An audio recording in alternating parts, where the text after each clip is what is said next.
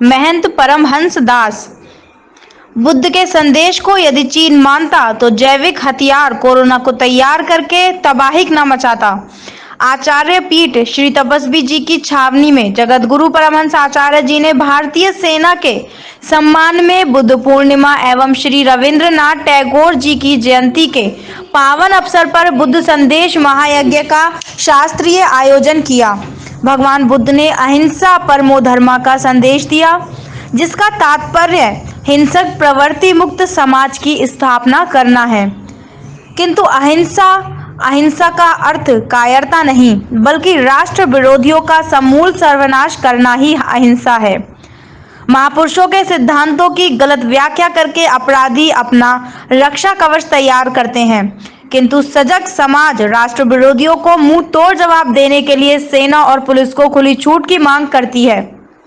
सेना और पुलिस को हथियार सजाने के लिए नहीं, चलाने की खुली छूट चाहता है। जैसे अंधकार का नाश ही प्रकाश होता है, ठीक उसी प्रकार सत्य की रक्षा तभी संभव है जब असत्य का नाश किया जाए।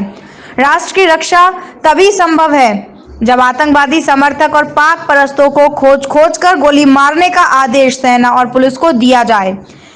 यही भगवान बुद्ध का संदेश है। परमहंस दास ने कहा कि कश्मीर में सेना के ऊपर हमला करने वाले मुस्लिमों को देशभक्ति का पाठ पढ़ाया जाए। जी, आज भगवान बुद्ध की जयंती है, रविंद्रनाथ टैगोर जी की जयंती है। बुद्ध पूर्णिमा के पावन अवसर पर हमने बुद्ध संदेश महायज्ञ का आयोजन आज आचार्य पीठ तपस्वी जी की छावनी में किया हूं। और भगवान बुद्ध ने जो संदेश दिया था, अहिंसा परमो धर्म है। अगर चीन भगवान बुद्ध के इस संदेश को अगर थोड़ा सा भी अगर समझ लिया होता तो जैविक हथियार तैयार करके और विश्व में तबाही न मचाता।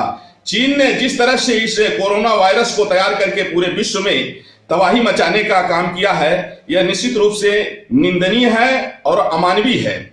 और पाकिस्तान बराबर सीज फायर का उल्लंघन कर रहा है। और अभी जो हमारे जो सैनिक जो है शहीद हुए थे, लेकिन हमारे भारतीय जवानों ने मुंह तोड़ जवाब दे करके और बदला लिया है। लेकिन दुर्भाग्य इस बात का है कि जो कश्मीर में मुसलमान रह रहे हैं वो आतंकवादियों के बचाव में, आतंकवादियों को बचाने के लिए जो है सैनिकों पर टूट पड़े, यह दुखद है।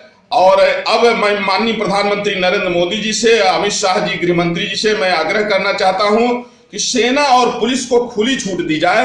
यदि कोई देश की संपत्ति जला रहा है, राष्ट्रीय संपत्ति में आग लगा रहा है, ट्रेन की पटरी उखाड़ रहा है, कोई पत्थरबाजी कर रहा है, अगर चौकी फूंक रहा है, अगर नर्स डॉक्टर पर हमला कर रहा है, अगर पुलिस वालों पर हमला कर रहा है, तो हथियार सजाने के लिए नहीं, चलाने की छूट होनी चाहिए।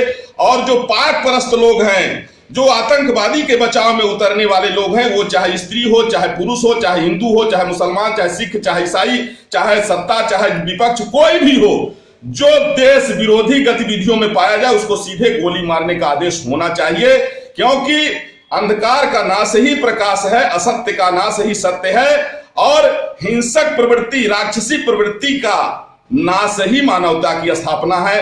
तभी राष्ट्रवाद संभव है जब राष्ट्र विरोधी विचारधारा के लोगों को गोली मार करके इनको 72 हुरों के पास भेज दिया जाए, तभी संभव है राष्ट्रवाद की स्थापना।